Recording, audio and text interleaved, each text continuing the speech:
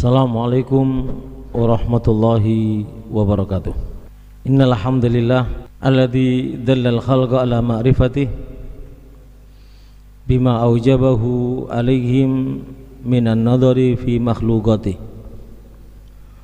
wa bima akhbara bihi fima awhahu ila rusulihi min sifatih wa nu'uti kamalatih.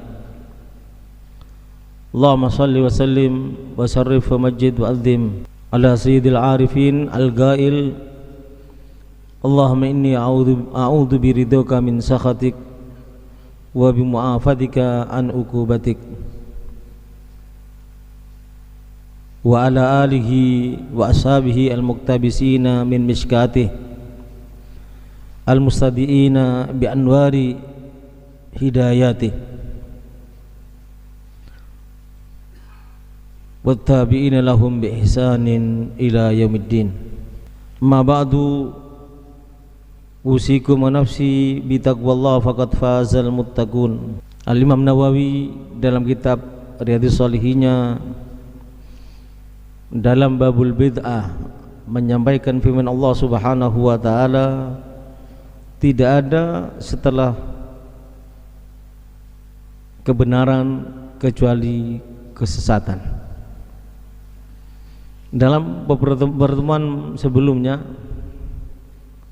sudah kita bahas bagaimana kesesatan dan juga kebenaran yang dimaksud. Itu dalam masalah akidah, kebenaran ialah dengan cara mengenal Allah Subhanahu wa taala,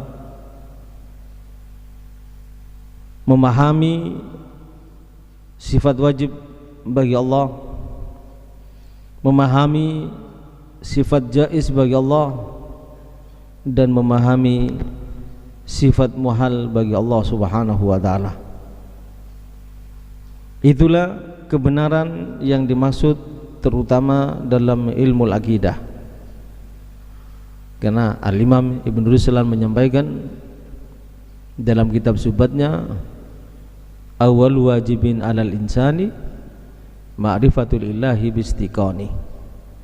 Kewajiban pertama yang harus dimiliki oleh setiap manusia adalah mengenal Allah Subhanahu wa taala dengan meyakinkan, dengan keyakinan yang sempurna. Tidak boleh ragu, tidak boleh ada pemahaman yang tidak sesuai dengan yang diajarkan oleh baginda Nabi Muhammad sallallahu alaihi wasallam. Dengan demikian, agar kita tidak terjerumus dalam kesesatan, maka dalam kitab Mujazul Kalam halaman 80 disebutkan ilmu itu terbagi tiga. Ada ilmu itu bisa jadi itu adalah bertalian dengan Allah Subhanahu wa taala. Ada ilmu itu tidak bertalian dengan Allah Subhanahu wa taala. Artinya ilmu itu adalah untuk makhluk. Dengan demikian maka dikatakan yang pertama ilmu kasbi, yang kedua adalah daruri, dan yang ketiga adalah badahi. Tentu definisi tiga ilmu ini tidak bertalian dengan ilmunya Allah Subhanahu wa taala. Apa ilmu kasbi? Ilmu kasbi maka nasian an-nadharin wastidlalin. Ilmu yang didapat dengan kajian dan pencarian dalil. Wa yuqalu lahu nadhari. Ilmu yang semacam itu ilmu yang dikatakan ilmu kajian, ilmu hasil belajar. Fa idza aqamta dalilan ala hudusil alam bitaghayyuri fa huwa kasbi wa nadhari bimakna. Jika kamu memutuskan bahwasanya alam semesta ini baru, apa ilmu yang dipakai? Ilmu kajian dengan menunjukkan dalil secara akal bahwasanya alam ini berubah. Sebagaimana kita ketahui, kadangkala ada tempat-tempat tertentu Itu gunung-gunung itu yang asalnya di tempat ini seumpamanya bisa bergeser. Itu kejadian alam. Ada juga penelitian para ilmuwan bahwasanya daratan itu tergerus oleh laut ataupun sungai, sehingga lebarnya daratan itu bisa berkurang. Itu berdasarkan penelitian, itu namanya ilmul kasbi wa nadhari. Yang berikutnya ilmu daruri, ma la yatawaqqaf ala nadharin wastidlalin, lakin muqaranatuhu lid-darurah fihi iham. Ilmu yang kedua adalah ilmu daruri, ilmu yang tidak perlu melakukan kajian ataupun pencarian dalil, bukti-bukti baik secara Al-Quran ataupun secara kajian ilmu. Apa itu? Ilmu daruri adalah ilmu yang sudah dijelaskan tadi, tidak perlu kajian dan tidak perlu pencarian bukti, baik bukti nas Al-Quran dan hadis atau bukti yang di lapangan. Tapi secara darurat bisa memberi dugaan kepada kita, memberi dugaan kalau seumpamanya mendung itu biasanya hujan. Kalau mendungnya seperti ini biasanya tidak hujan. Itu daruri sudah. Kalau kita makan pasti kenyang. Itu tidak perlu dalil, tidak perlu kajian. Maka ilmu semacam ini fala yusafu bihil bari ta'ala, tidak bisa disifatkan ilmu Allah itu ilmu yang semacam ini, karena itu adalah ilmunya makhluk. Ilmu yang ketiga ilmu badahi, ma yuhsalu lin nafsi baghtatan fala yusafu bi kadzalik li hadzal iham. Ilmu yang datangnya secara tiba-tiba. Contohnya tatkala kita gatel, tangan bergerak menggaruk, itu badahi. Tidak perlu cari dalil, tidak perlu mengkaji lebih dahulu. Inilah pembagian ilmu yang tentunya baik ilmu kasbi, ilmu daruri ataupun ilmu badahi tidak bisa diikutkan atau dikaitkan dengan ilmunya Allah Subhanahu wa taala.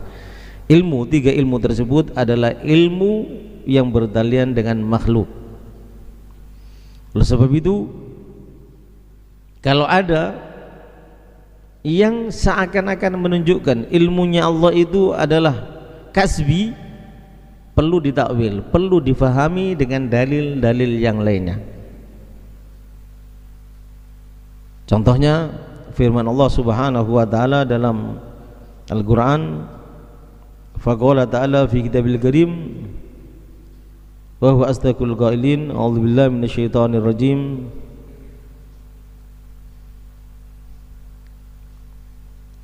wa tilkal ayyamu nudawiluha bainan nas wal ya'lamallahu alladziina amanu. Itu kata-kata ada wal ya'lamallahu alladziina zalamu wal ya'lamallahu alladziina amanu. Yang ayat secara sempurna Allah Subhanahu wa taala menyampaikan, in tamsaskum karhun faqad massal qauma karhum mithluh. Jika kalian terluka dalam peperangan ini, maka kaum, artinya orang-orang kafir juga pernah mengalami luka seperti itu. Wa tigal alyamu nudawiluha bainan nas, dan masa atau kejayaan dan kehancuran itu, kata Allah Subhanahu wa taala, kami pergilirkan di antara manusia. Jadi bisa jadi peperangan umat Islam pertama kala, keduanya menang, demikian juga sebaliknya. Itu yang dimaksud oleh Allah Subhanahu wa taala. Dan di sini disebutkan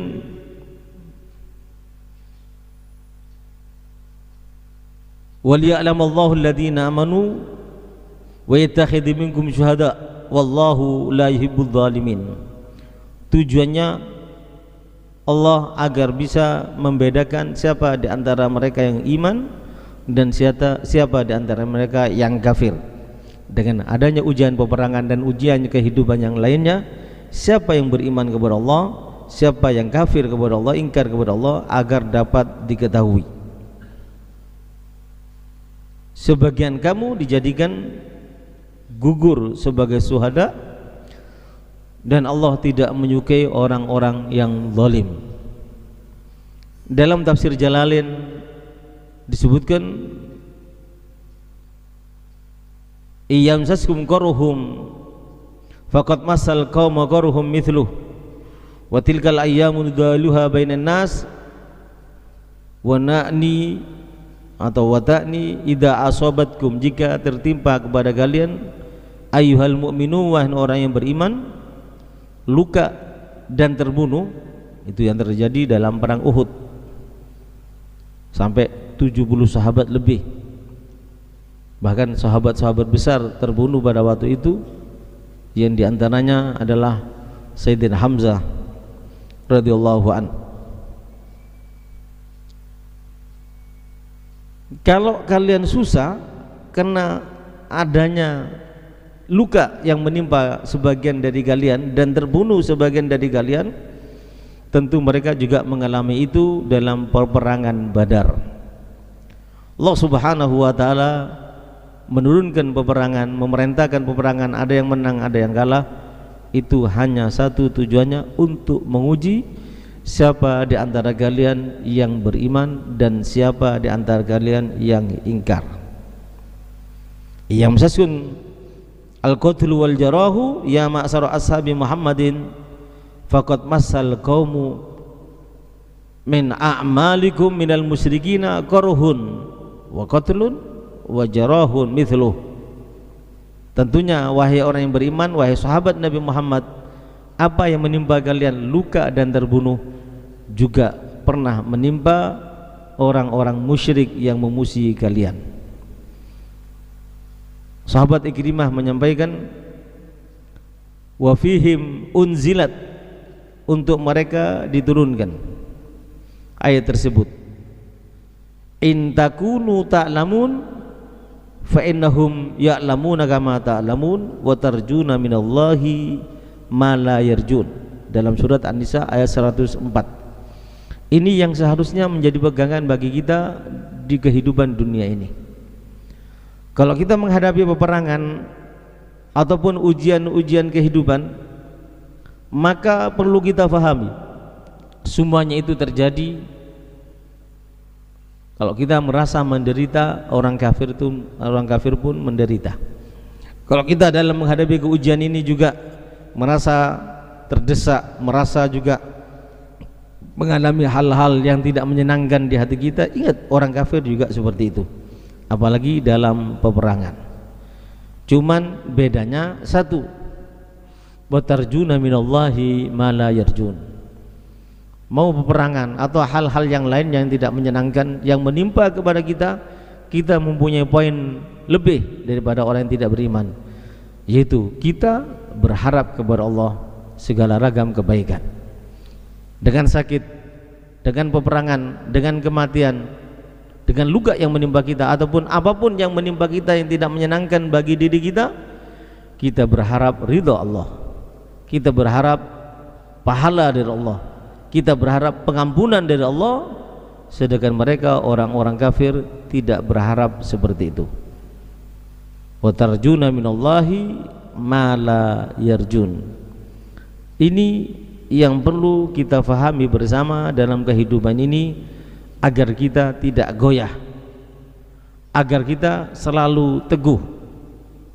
Dan Allah Subhanahu wa taala menyampaikan untuk menguji siapa yang beriman dan ingkar, dan Allah menyebutkan wa yattakhid minkum syuhada, ada yang terbunuh dan terluka, dan Allah juga menutup ayat ini, wallahu la yuhibbudz zalimin, Allah tidak suka kepada orang-orang yang zalim.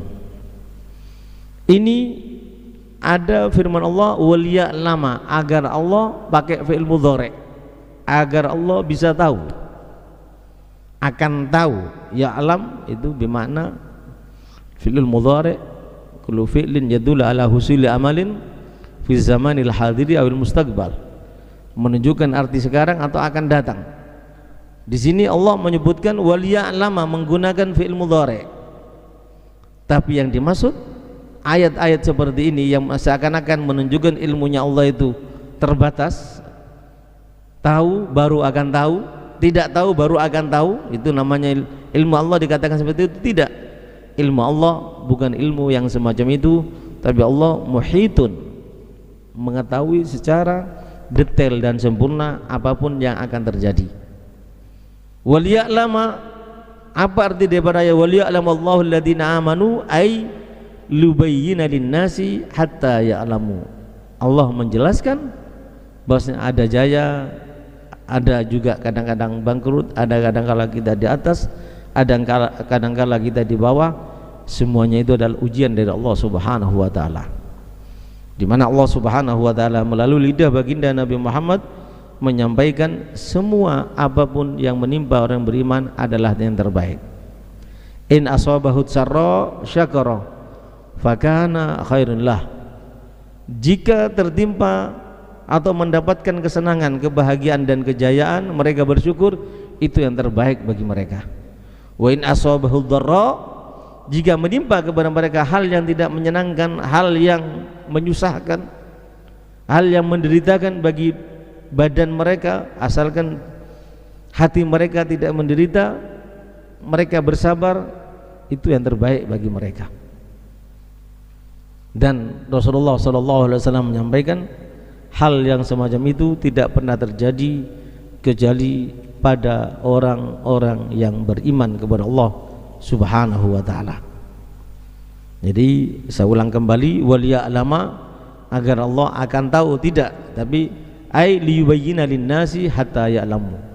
Allah ingin menjelaskan, ada yang diuji, ada yang luka, ada yang mati. Kalau dalam peperangan, orang kafir juga seperti itu, bukan hanya kalian, tapi kalian mempunyai poin penting, poin lebih, yaitu kalau mereka tidak berharap dari Allah, kalian berharap dari Allah Subhanahu wa ta'ala. Oleh sebab itu dikatakan fahuwa min babit tamthil, itu adalah termasuk bab memberi perumpamaan, memberi contoh. Ayu amilukum fi mudawalatil ayyam bainakum, memperlakukan kalian dalam masalah kehidupan ini untuk bergantian, jaya ataupun tidak jaya. Di hari-hari kalian hal semacam itu akan terjadi, bukan hanya dalam peperangan. Dan yang paling penting dari semuanya itu sikap kita, janganlah kita mengeluh. Ini yang paling penting. Mu'amalatan man yuridu ay ya'lamal mukhlisin al-thabitin 'alal iman min ghairihim. Karena cara itu Allah Subhanahu wa taala ingin menguji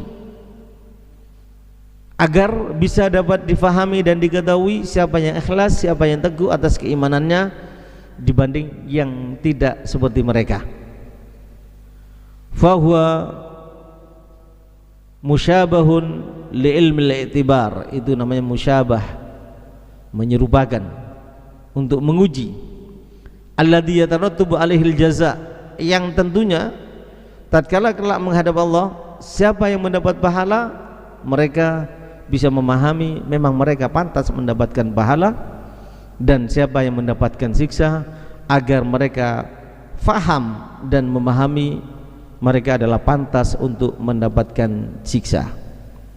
Sebab itu dikatakan al-jaza min jinsil amal, balasan yang akan diterima oleh Allah Subhanahu wa taala sesuai dengan perbuatan yang kita lakukan.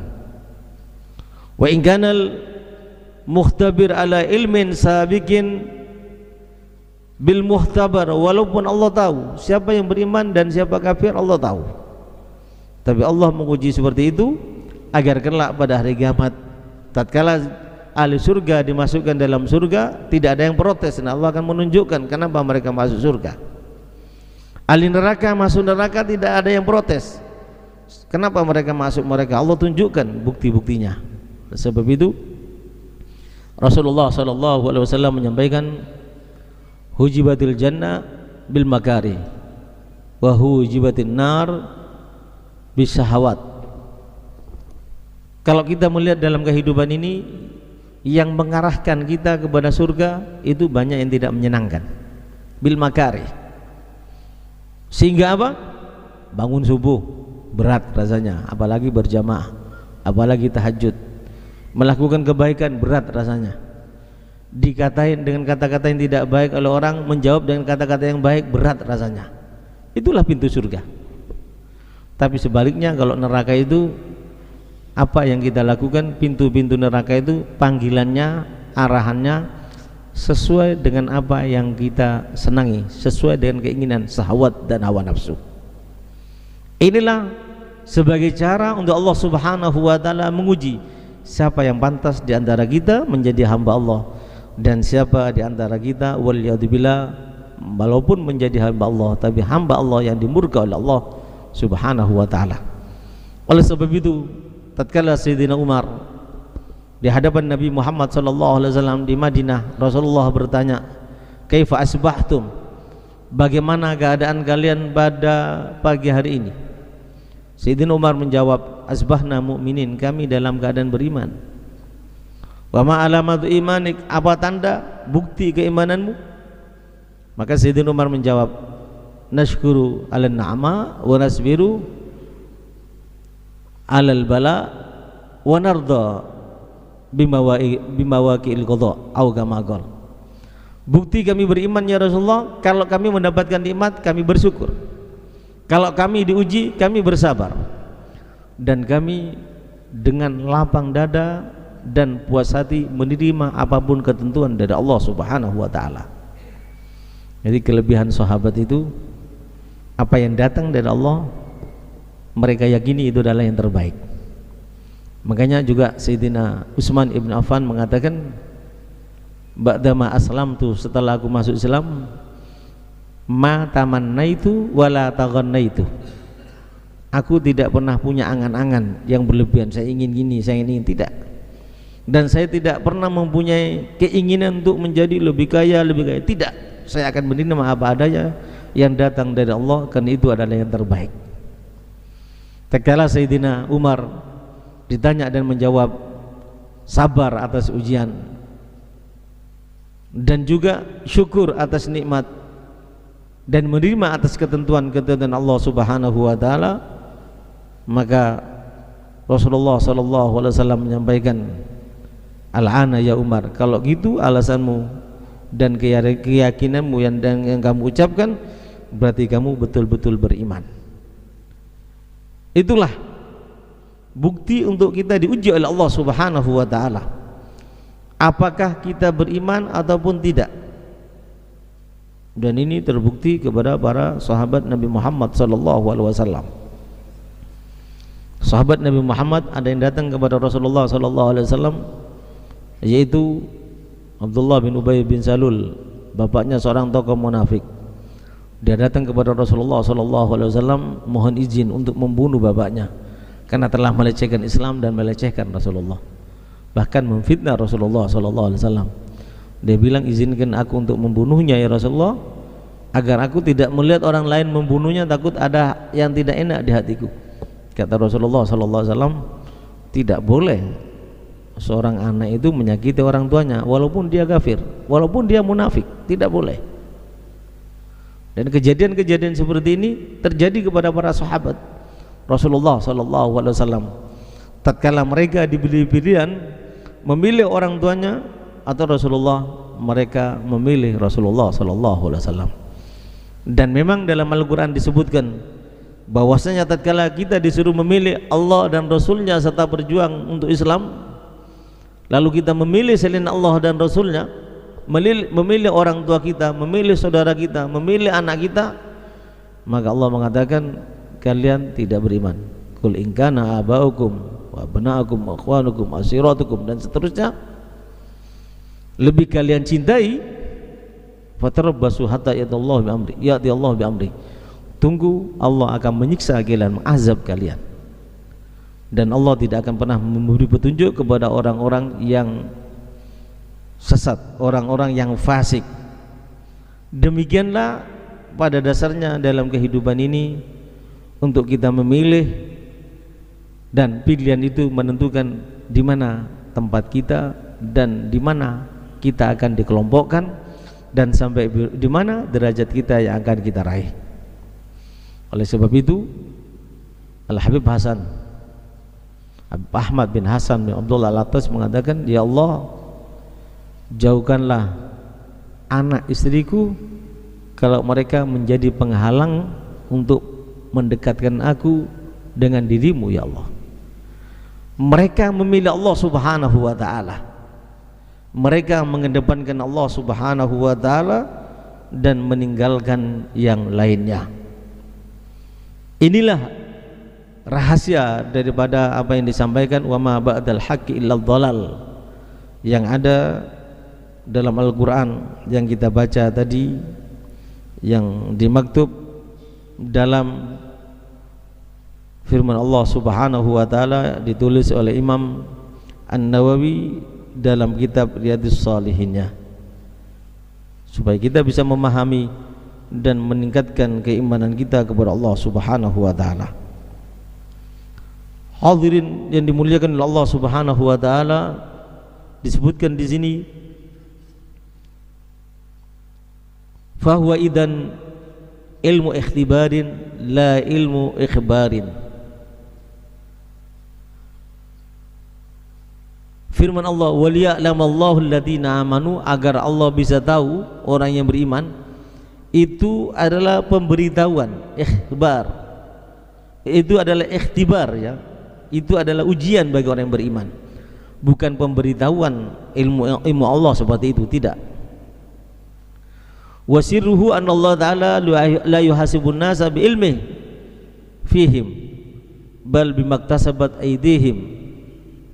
Yang perlu kalian ketahui, Allah subhanahu wa ta'ala menghisap manusia, memintai pertanggungjawaban setiap manusia sesuai dengan ilmunya Allah tentang mereka, bukan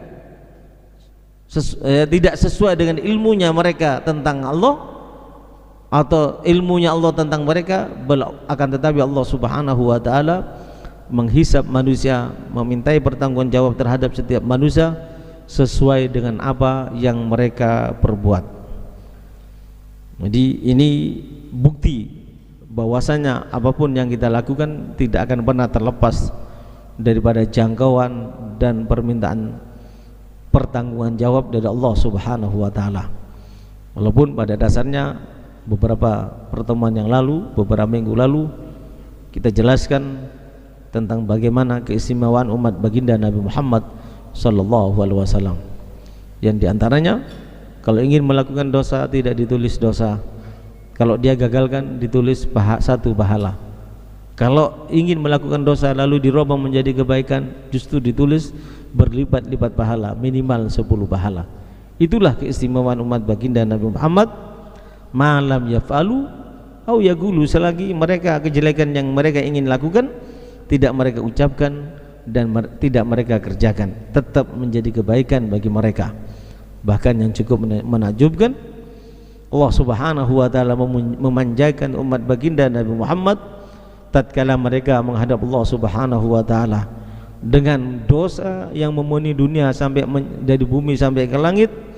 Allah akan menyambut mereka dengan pengampunan dosa sesuai dengan jumlah dosa yang kita lakukan, selagi kita tidak menyekutukan Allah dan tetap menjadi umat baginda Nabi Muhammad sallallahu alaihi wasallam. Inilah pengertian tentang ilmunya Allah subhanahu wa ta'ala. Wa kama fi qouli ta'ala hatta na'lamal mujahidina minkum, dan seperti dalam firman Allah subhanahu wa ta'ala, hingga kami tahu siapa yang berjuang di antara kalian. Fal wayahuna fil haqiqah ya iblau, hatta, kata-kata hatta, hingga, itu pada dasarnya hanya menyampaikan. Kalau kalian nanti yang dipilih sebagai mujahid adalah fulan bin fulan, adapun yang lainnya walaupun berjuang tidak dipilih sebagai mujahid, akan Allah tunjukkan semuanya itu, sebagaimana pernah ditunjukkan oleh baginda Nabi Muhammad. Ada seseorang yang berperang, dia maju ke depan tanpa memikirkan keselamatan dirinya, dia banyak membunuh. Lalu dipuji oleh para sahabat. Kata Rasulullah, barangkali selain itu dia bukan sebagai mujahid. Sahabat bingung, kelihatan orang ini tidak pernah memikirkan keselamatan dirinya demi membela agama Allah. Ternyata kata Rasulullah, tidak mungkin dia mati dalam keadaan sebagai mujahid. Dan apa gerangan yang terjadi tatkala dia terluka tubuhnya semuanya, dia tidak mampu menahan rasa sakit dari luka yang dia derita, dia hujamkan pedangnya kepada dirinya sehingga mati dalam keadaan tidak husnul khatimah. Dan dijelaskan oleh Rasulullah SAW, dia maju ke depan berperang tanpa memikirkan keselamatannya, karena dia hanya ingin dikatakan dia adalah sebagai pejuang yang pemberani, bukan karena Allah dan Rasulnya. Hatta ya'lamal mujahidina minkum. Inilah yang disampaikan oleh baginda Nabi Muhammad. Wa iradu ilmihi ta'ala li ibrazi i'tinaihi bi amrihima. Allah Subhanahu wa taala menyampaikan hatta na'lamal mujahidina minkum, sehingga kami Allah bisa tahu siapa yang pejuang dan siapa yang bukan pejuang. Tujuan ayat ini menyampaikan tentang masalah jihad. Penyampaian dan tentang masalah jihad ini Allah tunjukkan bahwasanya Allah memperhatikan semuanya itu. Makanya dalam kehidupan ini jangan main-main dengan Allah, karena Allah tidak bisa didustain, dibohongin tidak bisa Allah Subhanahu wa taala. Wal isy'ar bi tarattubil jaza alaihima. Allah ingin menunjukkan, mensyiarkan pahala itu akan didapat sesuai dengan niat dan amal perbuatannya. Wal mubalagha fil hathi alaihima, dan juga ayat ini menunjukkan bukan Allah tidak tahu, tapi Allah ingin menunjukkan agar mereka termotivasi lebih daripada yang lainnya. Wa tahdhir min at-tafrid fihima, dan peringatan jangan sampai teledor dalam berjihad. Karena bisa jadi kalau kita tujuannya berjihad tapi niatannya lain, kita tidak akan mendapatkan apa-apa. Sesuai dengan sabda baginda Nabi Muhammad sallallahu alaihi wasallam, innamal a'malu binniyat, amal itu tergantung niatnya. Barang siapa hijrah kepada Allah dan Rasulnya, fa hijratuhu ilallahi rasuli, dia akan mendapatkan pahala dan keridhaan dari Allah dan Rasulnya. Wa man dan barang siapa yang hijrah kepada dunia, yusibuha imra'atin yankihuha, dia hijrah ke Madinah dari Mekah tujuannya untuk mendapatkan harta atau mendapatkan istri, calon istri di Madinah, fa hijratuhu ma hajara ilaihi, kalau dia dapat yaitu dapatnya dari Allah dan Rasulnya, tidak dapat apa-apa. Oleh sebab itu hadis ini dikatakan muhajiru ummu Qais. Jadi seorang laki-laki hijrah ke Madinah bukan karena ikut Rasulullah, bukan ikut perintah Allah, tapi dia karena ingin menikahi namanya Ummu Qais, makanya dikatakan muhajir Ummu Qais. Oleh sebab itu dalam kehidupan ini hendaknya kita atur semuanya, kita tata semuanya, niat baik kita dan perbuatan kita agar semuanya mendapatkan pahala dari Allah Subhanahu wa taala. Dan tentunya harapan kita yang terakhir dengan semuanya itu kita bisa diwafatkan dalam keadaan husnul khatimah. Ya Allah, bihayallah, bihayallah, bihayallah bismil khatimah. Ya Allah, bihayallah, bihayallah, bihayallah bismil khatimah. Bijahi tahar rasul jud rabbana bil qabul wa hab lana kullasul rabbi istajib amin. Rabbi fanfa'na bi barakatihim wahdinal husna bi hurmatihim wa amithna fi tariqatihim wa mu'afatin minal fidani wa mu'afatin minal fidani wa mu'afatin minal fidani.